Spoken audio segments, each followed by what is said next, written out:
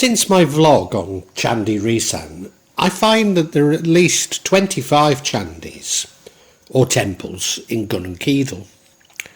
Gunungkidul is, I suppose in English terms, it would be about the size of a county.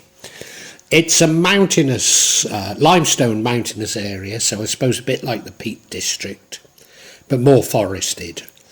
To the east of Yogyakarta and to the southwest of Solo, goes down to the southern seas or the Indian Ocean. So very beautiful, but quite a dramatic place, and because of the karst landscape, the limestone, there's little water for crops, so it gets very dry in the dry season, and that means the people are particularly poor. Now, having said it, they believe there's at least 25 candis.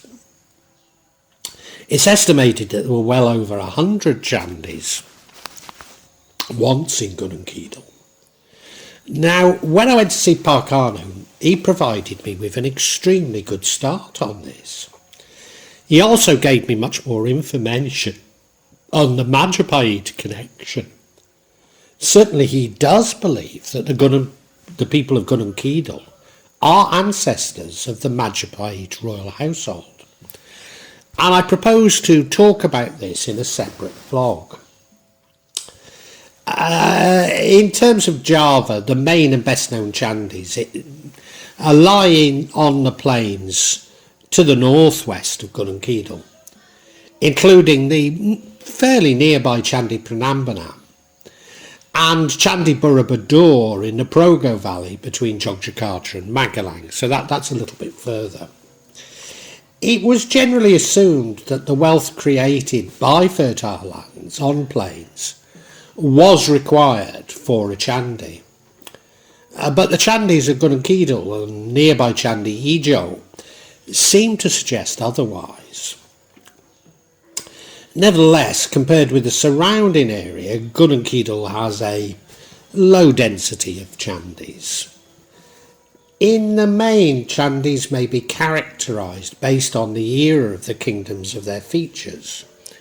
So the first or early classic era is 700 to 800 CE.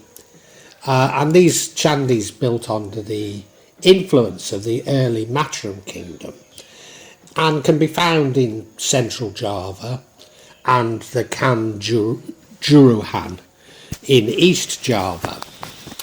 The second era, the mid-classic era, and these are from 800 to 900 CE. Candis built under the influence of two dynasties, Avangsa of Mataram, i.e. the Sanjaya in the north, which tended to be Hindu temples, and the Sailendra in the south, which tended to be Buddhist. Although, as we're about to see, that doesn't necessarily hold true for Gunungkidul. These magnificent candis were constructed at the end of this era, including Prambanan and Phallus. The third era, or the transition, from 900 to 1100 CE, and these candis built during the transition of the power from the Mataram to the Medang, Kuripan, Kadiri dominance, including Meru architecture, which was brought to Bali by Mupu Kuturan. Only few candis were constructed during this era, with indistinct style, marking the great difference in character between the candis of the second era and the fourth era. So we come to the fourth era, and these are candis built under the influence of two important kingdoms. The Singasari Majapahit era, which was 1200 to 1400 CE, and then the late Majapahit era, which was 1400 to 1500 CE, which showed distinctly new architectural style. Without evidence to the contrary, it's first to assume that candis in Gunung Kidul are from this second era. Prior to describing the temples, I should add that all were made of local white limestone. They are therefore prone to erosion and weathering. Compared with the more famous temples further north, they're in very poor condition. I couldn't comment on if local government have failed to protect such fragile structures. But what is apparent is that all official documents lay the blame on the locals for their destruction. Whilst there may be some validity in this, in the main I find that the common people are much more interested and protected over their past than those in authority.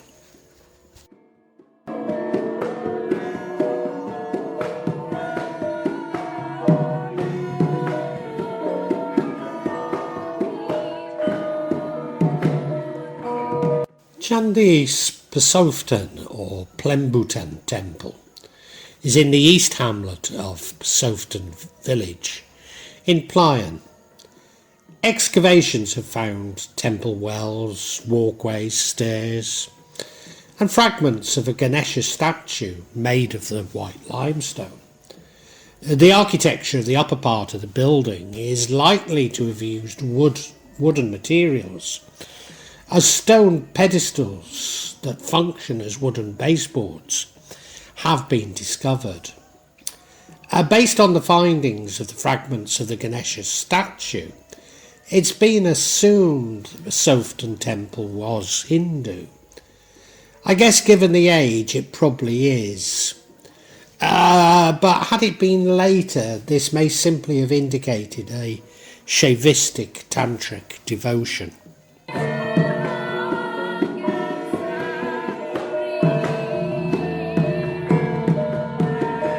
Papringan Temple, or Papringan, is at Papringan Hamlet in Psoftan village in the Playen subdistrict. All that remains of this temple are some scattered stones.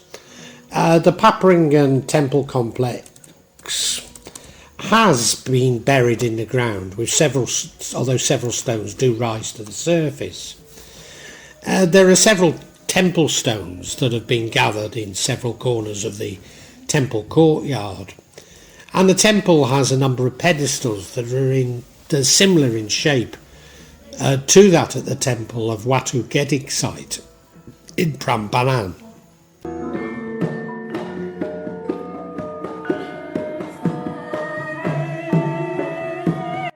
There are believed to have been 4 candis in Wonosari, the county town if you like.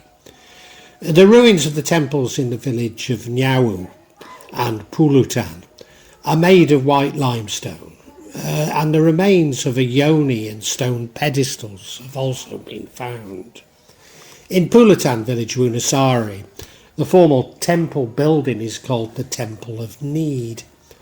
On evacuation, statues of Ganesha, Durga and Astaga were found.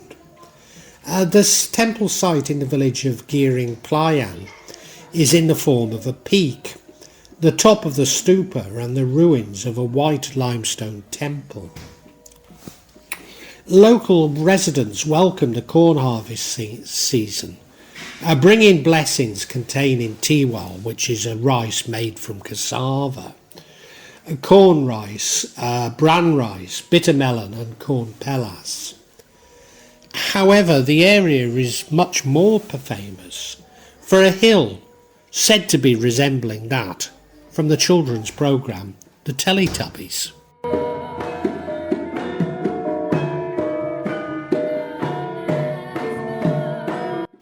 Candi Dengok in the village of Pacarejo in Semanu has the remains of statues of Nandi, Ganesha, a linga, which is a phallus, and a temple foundation again made of the white limestone.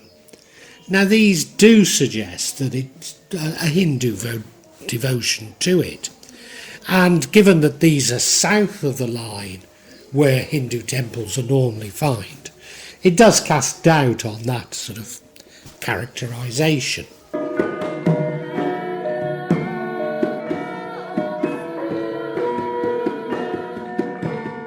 There are temple sites in the villages of Bejiharjo, Ngawis, Wiladeg, Jatiayu and Nglemuru villages in the Karangmojo subdistrict of Gunungkidul, with statues of Durga and Ganesha. Candi Wiladeg contains a Nandi statue, which looks like an animal, also called an Adani or ox statue, or the Lembu Adani statue. Lembu Adani is Bhattara Shiva's vehicle. According to some sources, the origin of her actual name, Nandani, Sanskrit meaning pleasant, is a female ox. The Nandani ox is known to have been fearless. Nandani ox figures are used as a statue in Hindu temples in Java, especially from the Medang Mataram kingdom period, and in Shaivist temples. Adani is actually often used as a girl's name in Java, and it means obedient.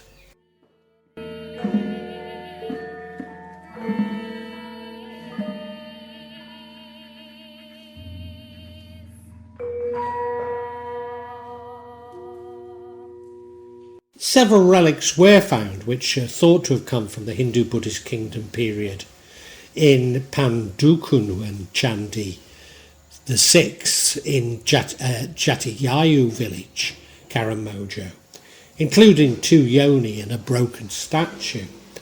At Nglemuru, a broken yoni and linga have been found.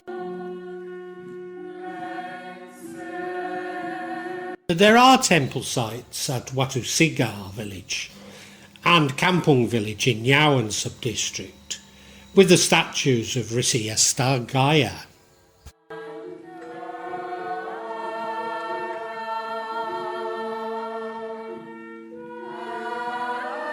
Now, Candi Risan, or the Risan Temple in Candi Risan village, Semanu, is the most intact of those in Gunungkidul. Whilst it's not been properly dated, it would seem that it is of Mataram origins. The temple consists of 2 temples lined up from north to south. Temple 1 measures from 13 metres by 13 metres, and Temple 2 11.5 metres by 11.5 metres. And it's believed that the temple faced towards the west. This is corroborated by the finding of steps on the west side of the temple. A statue of the Awal Kaitsvara Buddha was found at the site. There is a temple site in Genjanan Panjong where a yoni stone has been found, indicating that a Hindu temple was there.